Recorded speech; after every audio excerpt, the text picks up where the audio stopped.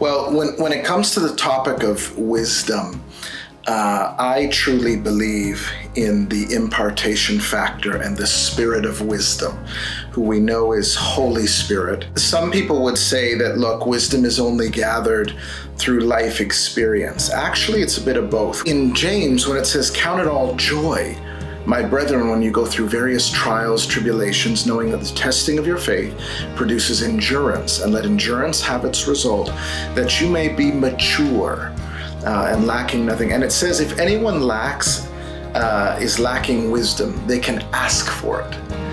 Who gives graciously. So you can actually ask for wisdom.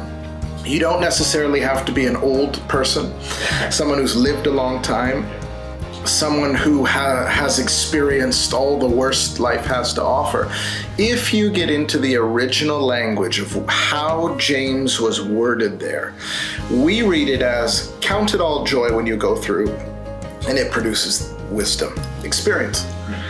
But what James is actually saying there, it is actually, you count it all joy when you go through various tribulations, trials, and you do that, but you don't necessarily have to, this is my paraphrase, you don't necessarily have to go through just life experience to obtain wisdom. Someone can ask, but he must ask with no doubting, because he who doubts is unstable in all his ways. It's basically saying that life experience is one way you can come by wisdom. But if you don't have to, you can ask.